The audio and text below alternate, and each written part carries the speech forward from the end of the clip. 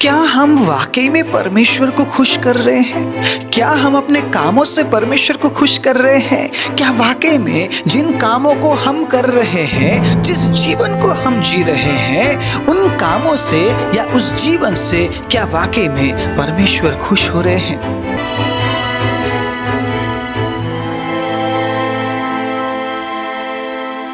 आप सभी को जय मसीह की। प्रभु यीशु मसीह के नाम से मैं आप सभी का स्वागत करता हूं आज के वचन के लिए। काफी दिनों बाद परमेश्वर के अजीज आपके बीच में प्रभु के वचन को लेकर आने के लिए प्रभु ने सहायता और मदद की। बीते कुछ दिन सब कुछ छोड़कर प्रभु के नजदीक समय बिताने के लिए परमेश्वर ने सहायता किया। कई बार हम कामों को करते हुए इतने व्यस्त हो जाते हैं, हम प्रभु से बहुत दूर चले जाते हैं। परमेश्वर के अजीजो, हमें ऐसा लगता है कि हम सही कर रहे हैं, हम बहुत अच्छा कर रहे हैं, हम बेहतर कर रहे हैं, लेकिन उन कामों की वजह से, उन जिम्मेदारियों की वजह से जो हमारे कांधों पर है या जिन कामों को हम करते हैं, हम कई बार प्रभु से बहुत दूर चले जाते हैं, बहुत आगे बढ़ जाते हैं बिना यीशु के। और जब हम पीछे मुड़कर देखते हैं, हमें एहसास होता है कि मैं तो बहुत आगे निकल चुका हूं या मैं बहुत आगे निकल चुकी हूं। इस बात को मद्देनजर रखते हुए कि हम प्रभु के साथ बने रहे, प्रभु की उपस्थिति में बने रहे, प्रभु को भाने वाला जीवन जीते रहे, हम कई बार सब कुछ छोड़कर प्रभु के नजदीक चले जाते हैं, अपने आप को जांचते हैं और हम परमेश्वर के करीब जाने की कोशिश करते हैं। अगर कुछ ऐसा हमने कर दिया है, ठीक है, कि उन कामों से प्रभु नाराज है, उन बातों को हम रियलाइज करते हैं और जांचते हैं अपने आप को। ऐसा करने के लिए परमेश्वर के अजीजों, कई बार हमें तमाम कामों को स्टॉप करना पड़ता है। संसार से, लोगों से, अपनी जिम्मेदारियों से दूर होकर प्रभु के संग अकेले में समय बिताना पड़ता है। तब हमें एहसास होता है कि मैं कहाँ गलत हूँ या मैं क्या गलत कर रहा हूँ या कहाँ से ना मेरे जीवन से कमी दिख रही है, परमेश्वर को कौन सा काम अच्छा नहीं लग रहा है, और हाँ, ये भी क्या परमेश्वर मेरे जीवन से खुश है या कौन परमेश्वर को खुश कर सकता है। इन तमाम बातों को जानने के लिए कई बार हम ऐसा करते हैं, हम बार बार ऐसा करते हैं और हम परमेश्वर के अजीजों, प्रभु के नज़दीक रहने की हमेशा कोशिश करते हैं, करते रहे हैं और आगे भी करते रहेंगे। इस काम को लगातार हमें जारी रखना पड़ेगा, करते रहना पड़ेगा, क्योंकि प्रभु चाहता है कि हम उसके नजदीक रहें। आमीन। प्रभु चाहता है कि हम उसके नजदीक रहे। Praise the Lord. प्रभु चाहता है कि हम उसके करीब रहे। क्यों? क्योंकि प्रभु हमें खुद से दूर होते हुए नहीं देख सकता है। आप खुद सोचिए, जिस परमेश्वर ने सब कुछ छोड़ दिया मेरे और आपके लिए, स्वर्गीय वैभव, ऐशो आराम, सब कुछ छोड़ दिया, तो क्या हम कुछ समय के लिए परमेश्वर के अजीजों अपने सारे कामों को नहीं छोड़ सकते उसके नजदीक आने के लिए, फिर से उसी प्रेम में बढ़ने के लिए, फिर से परमेश्वर के अजीजों उसी वचन में पाए जाने के लिए, उसी सच्चाई में पाए जाने के लिए? अगर आप ऐसा नहीं करते हैं तो करना चाहिए। मेरे हिसाब से हम तो करते हैं और आगे भी करते रहेंगे। अगर आप भी उसी प्रेम में पाए जाना चाहते हैं, उसी वचन में पाए जाना चाहते हैं, उन्हीं वायदों को पूरा करते हुए परमेश्वर के अजीजों आगे बढ़ना चाहते हैं, प्रभु के वायदों को याद करते हुए आगे बढ़ना चाहते हैं, तो कुछ समय जरूर प्रभु के लिए निकालिए, जहाँ पे सिर्फ आप और आपके परमेश्वर होना चाहिए, किसी और का कोई एंट्री नहीं है। ठीक है, सिर्फ आप और आपका परमेश्वर।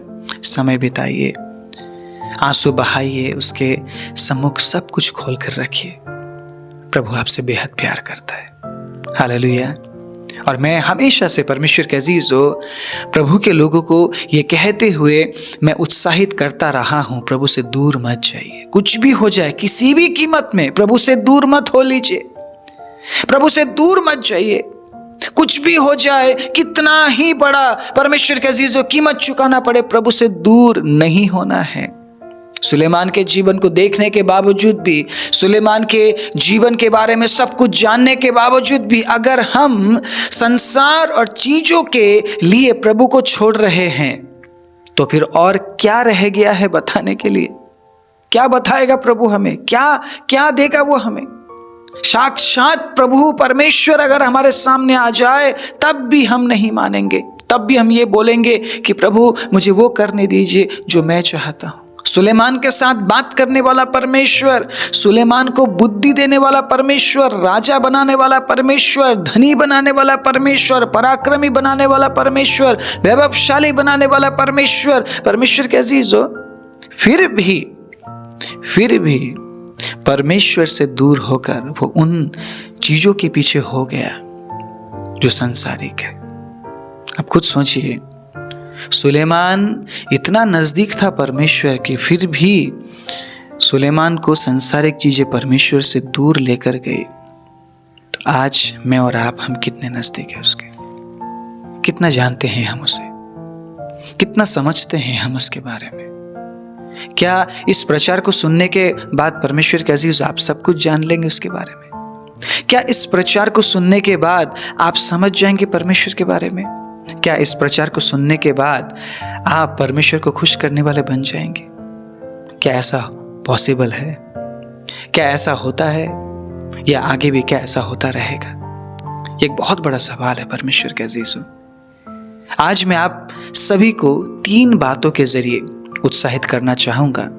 अगर आपने बड़े ध्यानपूर्वक परमेश्वर के अजीजों आज के प्रचार को सुन लिया, अगर आपने बड़े ध्यानपूर्वक परमेश्वर के अजीजों आज के वचन के अनुसार अपने कार्य करने की कोशिश की, तो मैं डेफिनेटली 110% मैं ये बोलना चाहूंगा कि आप परमेश्वर को जरूर खुश कर पाएंगे। आप में से कितने लोग परमेश्वर को खुश करना चाहते हैं? आमीन, हालेलुया, इंक्लूडिंग मी।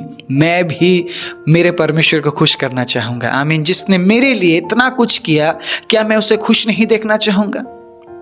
क्या मैं परमेश्वर को आनंदित नहीं देखना चाहूंगा मेरे जीवन के बारे में? क्या आप परमेश्वर को आनंदित नहीं देखना चाहेंगे आपके जीवन के बारे में? हालेलुया।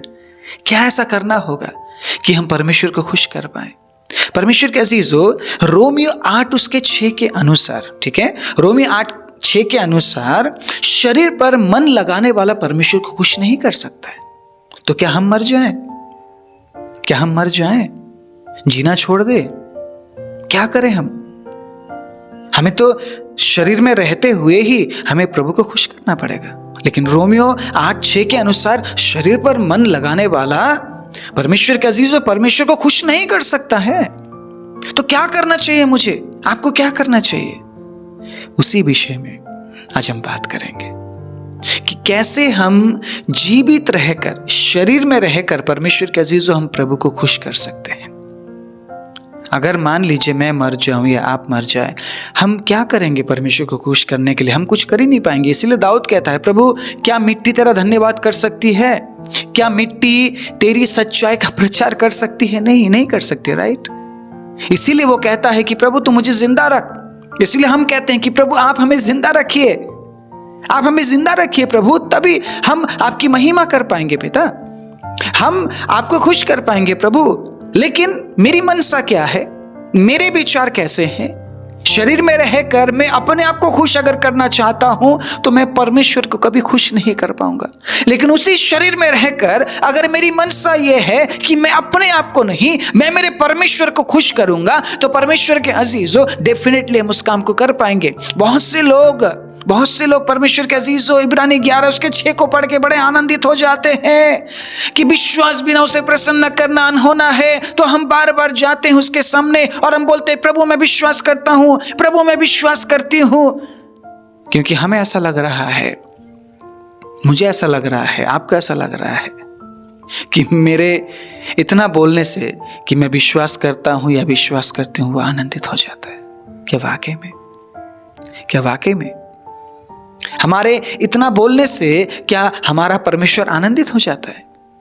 बस ये बोलने से कि प्रभु मैं विश्वास करता हूं या करती हूं। क्या वाकई में डेफिनेशन आप समझते हैं विश्वास करने का? परिभाषा समझते हैं आप? The meaning of hallelujah believe या फेथ आप समझते हैं? डेफिनेशन समझते हैं परमेश्वर के अजीजों? अगर आप परिभाषा को समझते हैं तो आप आज के प्रचार को बड़े ध्यान से सुनेंगे। आपने विश्वास खुद खुद को खुश करने के लिए नहीं किया है, आपने विश्वास खुद पर नहीं किया है, आपने विश्वास प्रभु यीशु मसीह पर किया है। और आपने विश्वास क्यों किया है? क्यों किया है परमेश्वर के अजीजों? ताकि आप उसके इच्छा के अनुसार चले। आपने प्रभु यीशु मसीह के पुनरुत्थान पर विश्वास किया है, आपने प्रभु यीशु मसीह के बलिदान पर विश्वास किया है, आपने प्रभु यीशु मसीह के वायदे पर विश्वास किया है। तो अब आप खुद के नहीं हैं, आपने विश्वास किया है कि आप उस परमेश्वर की इच्छा के अनुसार चलेंगे। हालेलुया। यहां पे उस विश्वास के बारे में बात किया जा रहा है इब्रानी 11:6 में। बस ये कहना काफी कि मैं विश्वास करता हूं, मैं विश्वास करती हूं। आपको क्या लगता है? क्या लगता है आपको परमेश्वर के अजीजों? ये बोलना काफी है कि मैं विश्वास करता हूं प्रभु। आप आनंदित हो जाइए मेरे जीवन से, आप आनंदित हो जाइए क्योंकि मैं विश्वास करता हूं। क्या काफी है ये बोलना? अगर मैं नहीं समझ रहा हूं परिभाषा क्या है विश्वास करने का, अगर मैं नहीं समझ रहा हूं कि विश्वास करने वाले को क्या करना चाहिए, सबसे पहला स्टेप है विश्वास। आप विश्वास करेंगे तभी तो आप आगे बढ़ पाएंगे। आमीन। आपका पहला कदम है विश्वास, देन सारी बातें आपके सामने आती है। प्रभु के वचन के अनुसार चलने के लिए फिर आपको बोला जाता है। Praise the Lord, hallelujah. परमेश्वर की इच्छा के बारे में जानने के लिए आपको बोला जाता है। सो इसीलिए एक व्यक्ति जब विश्वास करता है, उस व्यक्ति के विश्वास का आधार बहुत इंपॉर्टेंट है। क्या वो व्यक्ति विश्वास के परिभाषा को समझता है? अगर मैं विश्वास के परिभाषा को समझता हूं तो मैं मेरे परमेश्वर को खुश कर पाऊंगा। अगर आप विश्वास के परिभाषा को समझते हैं, आप आपके परमेश्वर को खुश कर पाएंगे। आपके परमेश्वर को खुश करना है, मैं मेरे परमेश्वर को खुश करूंगा। आप समझ रहे मेरी बात? व्यक्तिगत रूप से वो आपका परमेश्वर है और व्यक्तिगत रूप से वो मेरा परमेश्वर है। आपके जीवन के लिए मैं परमेश्वर को खुश नहीं कर पाऊंगा, या मेरे जीवन के लिए आप परमेश्वर को खुश नहीं कर पाएंगे। हम अपने लाइफ के बारे में परमेश्वर के अजीजों जानते हैं। Praise the Lord. मेरे जीवन के बारे में मैं जानता हूं, आपके जीवन के बारे में आप जानते हैं। सो अब ये व्यक्तिगत मामला है। हालेलुया। आपका व्यक्तिगत मामला है, मेरा व्यक्तिगत मामला है। मुझे पर्सनली प्रभु को आनंदित करना पड़ेगा और आपको भी यही करना पड़ेगा। और जब हम सामूहिक रूप से परमेश्वर की उपस्थिति में आते हैं, कलीसिया के रूप में परमेश्वर की उपस्थिति में आते हैं, तो कलीसिया के रूप में हमें परमेश्वर को आनंदित करना है। Praise the Lord, hallelujah. आप समझ पा रहे हैं परमेश्वर के अजीजों? क्या आप सुन रहे हैं? क्या आप सुन रहे हैं कि परमेश्वर हमसे क्या कह रहे हैं? 3 बातें रखना चाहूंगा बहुत जल्दी। शरीर में रहकर परमेश्वर को कैसे हम खुश कर सकते हैं, इस बारे में। ठीक है? तो अगर आप चाहते हैं कि आप जीवित रहे और शरीर में रहकर परमेश्वर को खुश करें, तो सबसे पहला पॉइंट है या सबसे पहली बात है, शरीर को कमजोर करना पड़ेगा। शरीर को कमजोर करना पड़ेगा। इस बात को मैंने काफी सालों से अनुभव किया है। जब आपका शरीर आप पर हावी हो जाता है ना, फिर आप आत्मिक जीवन में कमजोर होने लगते हैं। आपका शरीर का जो एक्सपेक्टेशन है, आपकी जो शरीर की अभिलाषाएं हैं, जब वो बढ़ती जाती है, फिर आत्मा के बातों को आपका शरीर दबाने लगता है। गलाती की किताब में साफ लिखा है, आत्मा और शरीर में एक बहुत बड़ी जंग है। जो कुछ आत्मा चाहता है वो आपका शरीर चाहता ही नहीं है। कई बार आपका आत्मा चाहता है कि प्रभु से बात करे, लेकिन आपका शरीर साथ नहीं देता है। आपका शरीर कहता है थोड़ा और सो लो, थोड़ा और फोन देख लो, क्योंकि शरीर को मजा आ रहा है, आत्मा को मजा नहीं आ रहा है। आपको पता है, आपके आत्मा को मजा नहीं आ रहा, क्योंकि आपका आत्मा परमेश्वर के साथ जुड़ा हुआ है, लेकिन शरीर संसार के साथ जुड़ा हुआ है। थोड़ी देर और फोन देख लेते हैं, कुछ घंटे और अपने शरीर के अभिलाषाओं में बिता लेते हैं, लेकिन आपका आत्मा क्या चाहता है? आपका आत्मा चाहता है कि आप प्रार्थना करें। आपके शरीर को कमजोर करना पड़ेगा। शरीर को कमजोर करेंगे तभी आप आत्मिक बातों पर ध्यान कर पाएंगे। शरीर को कमजोर करेंगे तभी परमेश्वर के अजीजों आप आत्मा के बारे में विचार कर पाएंगे। शरीर को कमजोर करने के लिए क्या करना है, इस बारे में आज मैं बात करूंगा। प्रभु यीशु मसीह ने सेवकाई शुरू करने से पहले क्या किया? आप में से कितने लोग जानते हैं इस बात को? प्रभु यीशु मसीह ने सेवकाई शुरू करने से पहले क्या किया? क्या किया परमेश्वर के अजीजों? 40 दिन 40 रात का उपवास किया। क्यों?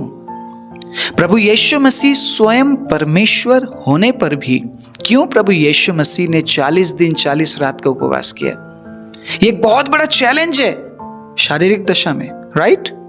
शरीर में रहकर 40 दिन 40 रात उपवास बहुत बहुत डिफिकल्ट है, बहुत मुश्किल है, लेकिन प्रभु यीशु मसीह ने करके दिखाया। और प्रभु यीशु मसीह ने यह साबित किया कि शरीर में रहकर हम कर सकते हैं। Nothing is impossible. हालेलुया।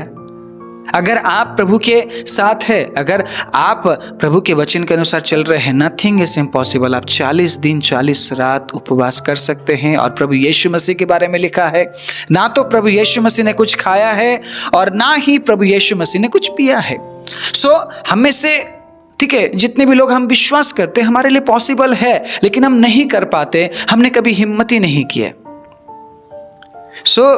अब आप समझेंगे शरीर को कमजोर कैसे किया जा सकता है। प्रभु यीशु मसीह अब आत्मिक कामों को करने के लिए निकल पड़े थे, आत्मा के कामों को प्रकट करने के लिए निकल पड़े थे। तो अब शरीर का काम उतना नहीं है, आत्मा के कामों को प्रकट करने के लिए आपका शरीर उतना इंपॉर्टेंट नहीं है, इंपॉर्टेंट है तो आपका आत्मा। क्या वाकई में आप परमेश्वर के आत्मा के साथ जुड़े हुए हैं? मैंने बहुत क्लोजली इस बात को ऑब्जर्व किया है, महसूस किया है बड़े नजदीक से। अगर आप प्रभु के आत्मा के साथ जुड़े हुए हैं, दुष्ट आत्माएं थरथराती है। हालेलुया। दुष्ट आत्माएं डरती हैं आपसे। बड़े नजदीक से मैंने इस बात को महसूस किया है। उसी जगह में परमेश्वर के अजीजों, मान लीजिए आप बहुत शक्तिशाली है, बलवान है, आप दुष्ट आत्मा निकालने जा रहे हैं, ऐसा मारेगा वो दुष्ट आत्मा उस बलवान व्यक्ति को, वो बलवान व्यक्ति उठ नहीं पाएगा। ऐसा भी हुआ है। बहुत से लोग सोचते हैं कि मैं मेरे शारीरिक ताकत से आत्मिक जगत में मैं फाइट करूंगा। इम्पॉसिबल है, नहीं कर सकते। लेकिन उसी जगह में परमेश्वर के अजीजों, आप बड़े दुबले पतले से हैं, आप उपवास करते हैं और बड़े दुबले पतले हैं, और आप दुष्ट आत्माओं के सामने, शैतान के सामने आप जाते हैं। शैतान को बस एक बार ऑर्डर देने की बारी है परमेश्वर के अजीजों, शैतान भाग जाता है। बड़े नजदीकी से अपने जीवन में मैंने इस बात को अनुभव किया है। मैं ऐसे ही नहीं बोल रहा हूं। और सुन लीजिए उन लोगों से जिन्होंने इस बात को अनुभव किया है। आप शारीरिक शक्ति से आत्मिक जगत में आप फाइट नहीं कर सकते हैं। आपकी लड़ाई जो आसमान में अंधकार की शक्ति है उनके साथ है। और अंधकार की शक्तियों के साथ लड़ने के लिए आपको एक मजबूत शरीर नहीं, बल्कि आपको एक मजबूत आत्मा चाहिए। आपको एक मजबूत आत्मा विश्वास चाहिए। शरीर को कमजोर करने के लिए आपको हर संभव कोशिश करना पड़ेगा कि मैं अपने शरीर को कमजोर करूं ताकि मेरा आत्मा मजबूत बने। प्रभु यीशु मसीह ने एक बहुत ही अच्छा रास्ता दिखाया कि अपने शरीर को खिलाना बंद कर दे, तेरा शरीर कमजोर हो जाएगा। आप में से, मुझे नहीं पता कितने लोग उपवास करते हैं, कितने लोग आप में से 7 दिन का उपवास करते हैं, या 3 दिन का उपवास करते हैं, या 10 दिन का उपवास करते हैं, या किया है, मुझे नहीं पता। लेकिन परमेश्वर के अजीजों, 1 दिन से ज़्यादा का उपवास करके देखना कभी, आपको पता चल जाएगा आपका शरीर कितना मजबूत है। तीसरे दिन में आपको पता चलेगा कि आपके शरीर में तो जान ही नहीं, आप कुछ नहीं कर पाएंगे, आपके अंदर शक्ति नहीं कुछ करने के लिए। ऐसा लगेगा शक्ति खत्म हो गई। 7वें दिन तो ऐसा लगेगा है ही नहीं कुछ अंदर। सोचिए 40वें दिन में प्रभु यीशु मसीह को कैसा महसूस हुआ होगा। बाइबल में लिखा है प्रभु यीशु मसीह को भूख लगी। 40वें दिन में प्रभु यीशु मसीह को भूख लगी। सोचिए कितना कमजोरी प्रभु यीशु मसीह महसूस कर रहे होंगे शरीर में रहते हुए। आत्मा में तो यीशु बहुत मजबूत थे, बहुत ही मजबूत हो गए थे आत्मा में, और शैतान हरा नहीं पाया प्रभु यीशु मसीह को। आप खुद सोचिए, हम अगर शरीर को कमजोर ना करें, परमेश्वर के अजीज हो, हमारा जो आत्मा है मजबूत नहीं हो पाएगा। 1 कुरिन्ती 3 अध्याय उसके 16वीं आयत को जब हम पढ़ते हैं, मैं आपके बीच में पढ़ना चाहूँगा। 1 कुरिन्ती 3 अध्याय उसके 16वीं आयत में क्या लिखा है, सुनिएगा। क्या तुम नहीं जानते कि तुम परमेश्वर का मंदिर हो और परमेश्वर का आत्मा तुम में वास करता है? यदि कोई परमेश्वर के मंदिर को नष्ट करेगा तो परमेश्वर उसे नष्ट करेगा, क्योंकि परमेश्वर का मंदिर पवित्र है और वो तुम हो। हालेलुया। आप शरीर में हैं और आप ये सोच रहे हैं ये जो शरीर मुझे मिला है पाप करने के लिए मिला है, अभिलाषाओं को मिटाने के लिए मिला है। नो, ये शरीर पवित्र आत्मा का मंदिर है।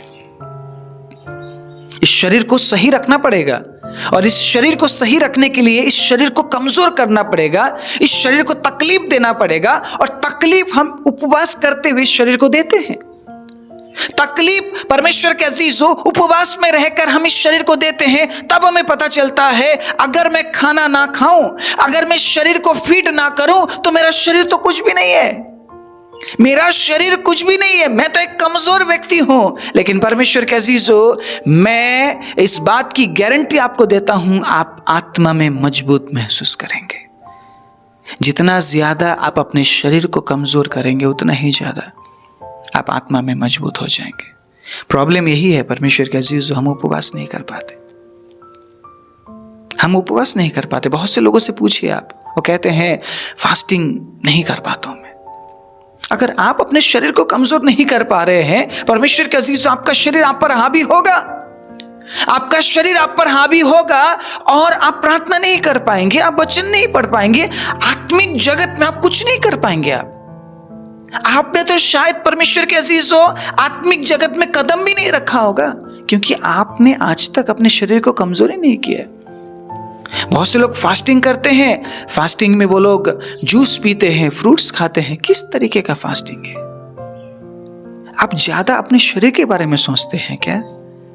आप इतना ज्यादा सोचने लग गए अपने शरीर के बारे में, जो कि एक नाशवान शरीर है। आप शरीर में रहकर शारीरिक दशा में परमेश्वर को खुश नहीं कर सकते। आप अपने शरीर को कमजोर करना सीखना पड़ेगा। और जब आप अपने शरीर को कमजोर करते हैं, आप एक कदम आगे बढ़ते हैं परमेश्वर को खुश करने के लिए, क्योंकि परमेश्वर आपको आत्मिक जीवन में बढ़ता हुआ देखना चाहते हैं। परमेश्वर आपको आत्मिक जीवन में बढ़ता हुआ देखना चाहते हैं। क्यों? क्योंकि आत्मिक व्यक्ति ही परमेश्वर के करीब रह सकता है।